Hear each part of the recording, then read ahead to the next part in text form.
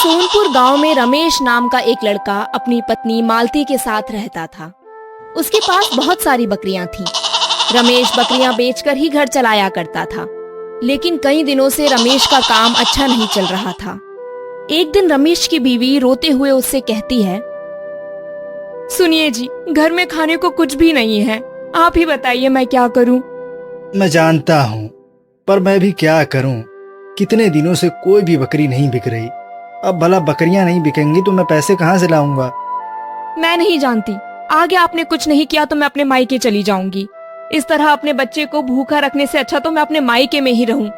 तुम इस तरह की बातें मत करो, मैं वैसे ही बहुत परेशान हूँ। मैं देखता हूँ कुछ न कुछ उपाय निकल जाएगा। रमेश घर से मंदिर की तरफ चल पड़ता है। वहाँ पहुँचते ही वो मंदिर के आगे रोते हुए कहता है, हे प्रभु, क्या यही दिन देखना बाकी था। आज मेरे बच्चों के लिए खाना तक नहीं है। मैंने हमेशा आपको ही अपना सब कुछ माना है। ऐसा क्यों हो रहा है भगवान, ऐसा क्यों हो रहा है। अचानक ही उसके सामने एक बच्चा जो दिखने में गरीब, जिसके बाल बिखरे हुए, फटे पुराने कपड़े पहना था, वो आ जाता है और रोने लगता है।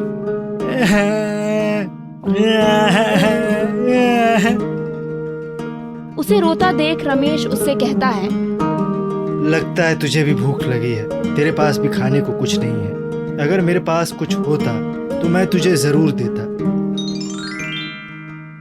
ये रोटी यहाँ कैसे आ गई। इस एक रोटी का मैं क्या करूंगा। मेरे घर में तो इससे कुछ होने वाला नहीं है। ये ले बेटा, तू ही खा ले। रमेश रोटी बच्चे को देकर वहाँ से अगल बगल के दुकानदारों के पास काम मांगने चला जाता है।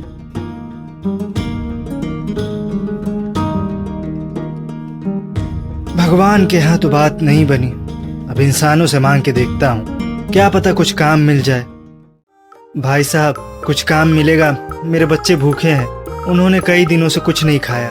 काम करके थोड़े पैसे आ जाते तो मैं उन्हें कुछ खिला पाता। माफ करना भाई, मेरे पास एक आदमी पहले से ही है। अगर नहीं होता तो मैं तुम्हें सच में रख लेता। इसी तरह रमेश कई दुकानों में काम मांगने गया, लेकिन सबने कुछ ना कुछ बोलकर मना कर दिया। अब घूमते घूमते वो थक चुका था, इसलिए वो एक पेड़ के नीचे बैठ गया। आहा, हे भगवान, काफी थक गया। कहीं कोई काम नहीं मिला। अब किस मुंह से घर जाऊं। तू तब से मेरा पीछा कर रहा है। हाँ, तेरी और मेरी जिंदगी एक जैसी ही है। दोनों का खाने का कोई ठिकाना नहीं है। काश मेरे पास कुछ पैसे होते तो मैं कम से कम अपने बच्चों का पेट तो भर पाता।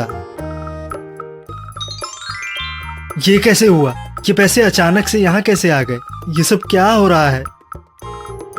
रमेश पैसे मिलते ही खुशी के मारे दुकान में गया और खाने का कुछ सामान खरीदने के बाद घर की तरफ चल पड़ा। सुनो मालती, ये लो, जल्दी यहाँ आओ।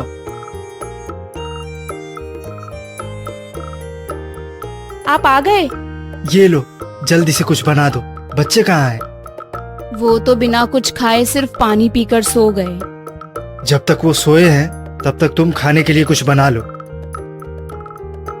खाना बनाकर मालती ने सबको जैसे ही खाना दिया कि घर के बाहर से उस बच्चे की आवाज आई। बच्चे की आवाज सुन रमेश घर के बाहर आया और बोला, तू यहाँ तक आ गया। मालती, इसे भी खाने के लिए कुछ दे दो। ये आज पूरे दिन मेरे पीछे घूमता रहा।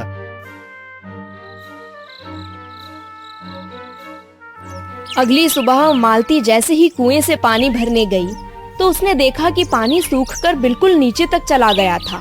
बाल्टी पानी की पहुंच से काफी दूर थी।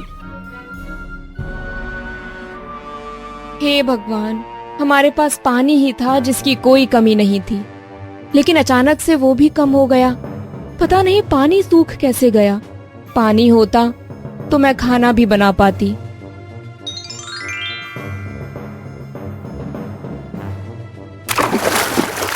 धन्यवाद प्रभु, मैं तो डर ही गई थी। पानी भरने के बाद मालती बकरियों का दूध निकालने चली जाती है। आज उसने जैसे ही दूध निकाला तो वो पहले के मुकाबले काफी कम था।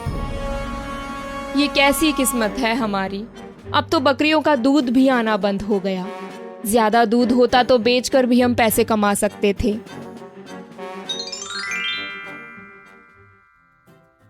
इतना सारा दूध ये कहाँ से आया? ये सारा दूध हमारी बकरी ने दिया है। क्या बात कर रही हो तुम? मजाक तो नहीं कर रही ना? हमारी सारी बकरियां मिलाकर भी इतना सारा दूध नहीं दे सकती। कुछ तो अजीब हो रहा है। आप सही कह रहे हैं। पहले कुएं में पानी खत्म हो गया, फिर अचानक पानी भर भी गया, फिर बकरियों का दूध कम निकला, लेकिन अचानक से इतनी सारी बाल्टियां।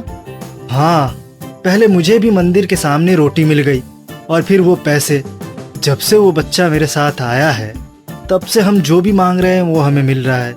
एक बार दोबारा कोशिश करके देखते हैं कि हम जो सोच रहे हैं वो सच भी है या नहीं। हमें एक थाली फल दे दो। ये क्या? ये सब कैसे हो सकता है? एक बच्चा? हमारी तो किस्मत ही खुल गई। हमारे पास खाने के सामान की कमी है, हमें बहुत सारा अनाज दे दो। चाहिए जी, सामान गायब हो जाए इससे पहले इसे बेच कुछ पैसे ले आइए। क्या तुम हमें एक बैलगाड़ी दे सकते हो? रमेश जल्दी से सारा सामान बैलगाड़ी में भर उसे बेचने बाजार की तरफ चल पड़ता है। एक दुकानदार के पास पहुंच वो राशन का मोल भाव कर ही रहा था, तभी उस पर सामने वाले दुकानदार की नजर पड़ी, जिसके पास रमेश सबसे पहले काम मांगने आया था। आज सुबह ही तो इसके पास खाने को कुछ भी नहीं था और अभी इतना सारा अनाज बेचने आया है। सुन, जाके देख क्या हो रहा है वहाँ। ये कुल 20 कट्टे हैं अनाज के। मुझे हर कट्टे का 3000 के हिसाब से पैसे दे दीजिए आप। ठीक है। उसके पास 20 कट्टे थे अनाज के, उसने एक कट्टा 3000 में बेचा है। अब तो पता करना पड़ेगा इसके पास इतना अनाज आया कहाँ से। पक्का इसने चोरी की होगी। रात को चुपचाप इसके घर जाकर देखना पड़ेगा। रात होते ही नट्टू लाल रमेश के घर पहुंच गया और चुपचाप खिड़की से सब देखने लगा। माँ, मुझे कुछ मीठा खाना है, बहुत दिन हो गए। क्या तुम हमें एक कटोरी खीर दे सकते हो? ये लो बेटा, खा लो। इस घर के बाहर खड़े नट्टू लाल ने सारा कारनामा अपनी आंखों से देख लिया। नहीं, ये सच है, ये सच है। अगर इस बच्चे को मैं अपने पास ले गया तो मैं बहुत अमीर बन जाऊंगा। कुछ उपाय लगाना पड़ेगा। कुछ सोचने के बाद नट्टू लाल अपने घर चला जाता है। अगली सुबह वो आदमियों को बुलाकर उनसे कहता है, सुनो, रमेश के घर के बाहर पेड़ के नीचे एक बच्चा है, गंदा भिखारी जैसा। वो मुझे चाहिए। तुम दोनों जाओ और उसको मेरे पास लेकर आओ। ठीक है मालिक। रात होते ही वो दोनों रमेश के घर पहुंच गए। सबके सोने के बाद वो दोनों जैसे ही बच्चे को पकड़ने गए, वो बच्चा वहां से गायब हो गया। दोनों चोर कुछ समझ नहीं पाए और डर के मारे वहां से भाग गए। भागकर वो दोनों चोर सीधा नट्टू लाल के पास पहुंचे। क्या हुआ? वो बच्चा कहाँ है? मालिक, हम जैसे उसे पकड़ने गए वो तो गायब हो गया। हमें कुछ समझ नहीं आया कि हो क्या रहा है, तो हम दोनों डर के मारे वहां से भाग आए। तुम दोनों किसी काम के नहीं हो, अब मुझे ही उसे पकड़ना पड़ेगा। नट्टू लाल एक रोटी में बेहोशी की दवा छिड़ककर अपने नौकर के साथ रमेश के घर की तरफ निकल पड़ता है। सोचे अनुसार नट्टू लाल उस बच्चे के पीछे पहुंच जाता है। एक तरफ नट्टू लाल था और एक और उसका नौकर। नट्टू लाल जैसे ही उसे पकड़ने जाता है, वैसे ही वो बच्चा फिर गायब हो जाता है। इसी बीच नौकर गलती से वो रोटी अपने सेठ के मुंह में ही डाल देता है, जिससे सेठ बेहोश हो जाता है। अगली सुबह नट्टू लाल होश में आते ही, अरे बाप रे, सब मुझे छोड़कर भाग गए। अब मैं कभी लालच के चक्कर में नहीं पड़ूंगा। मुझे सद्बुद्धि दे ऊपर वाले। मेरा सिर फट रहा है।